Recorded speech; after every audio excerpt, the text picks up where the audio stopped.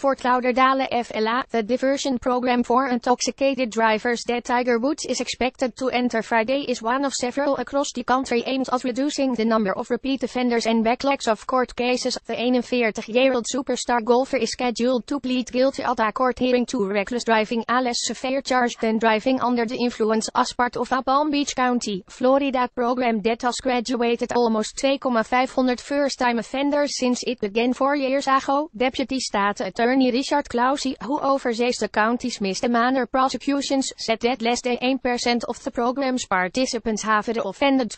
He said the key has been getting offenders to take responsibility for their actions without requiring a trial and making sure they complete the program. It's still early, but we think it has been a success. He said in the diversion program, Woods will spend a year on probation and pay a $250 fine and court costs. He also must attend the UI school, perform 20 hours of community service and attend a workshop where victims of impaired drivers detail how their lives were damaged since he was intoxicated with prescription drugs and marijuana, according to court records. He will also be required to undergo regular drug tests to qualify. Offenders must show a judge that they have already begun complying with these requirements. If Woods completes the program, he can ask a judge to expunge the reckless driving conviction, but if he is charged again, he could be treated like a second-time DUI offender. He would not be again eligible for diversion and he could face possible jail time, a mandatory license suspension and stiffer fines. Similar DUI diversion programs are offered in several other states, including Georgia, Indiana, Kansas, Louisiana, Oregon, Pennsylvania and Texas. Details vary and some, like Florida, let local officials decide whether to offer it. Neither the National Highway Traffic Safety Administration nor Mothers Against Drunk Driving knew of any recent outside studies examining whether diversion programs are effective. J.T. Griffin, MADD's Chief Government Affairs Officer, said the organization supports diversion programs like Palm Beach County's because for drunken drivers it requires the installation of an interlock device, which checks the driver's blood alcohol content before the car can be started.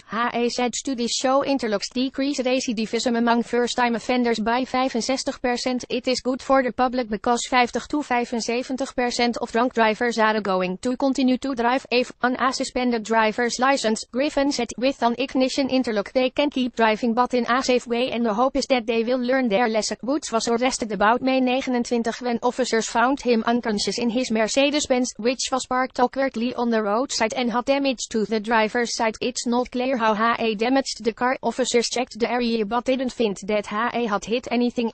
He was about 15 miles from his home. Woods had the active ingredient for marijuana, 2 painkillers Vicodin and Dilaudid, the sleep drug Ambien and the anti-anxiety drug Xanax in his system but no alcohol, according to a toxicology report released in August. Woods issued a statement in August saying he had been self-medicating for pain caused by his fourth-back surgery and insomnia. He did not specifically address the marijuana issue. None was found in his possession. He realized now it was a mistake to do this without medical assistance. Woods said then, he completed a drug treatment program in July. Woods' attorney, Douglas Duncan, did not respond to phone calls and emails seeking comment about Wednesday's hearing. The DUI arrest was the first time Woods had been in trouble since Thanksgiving weekend 2009, when he plowed his SUV into a tree and a fire hydrant outside his then Windermere, Florida home, that led to revelations that he had multiple extramarital affairs and a divorce from his wife Helen Nordegren, the mother of his 2 children.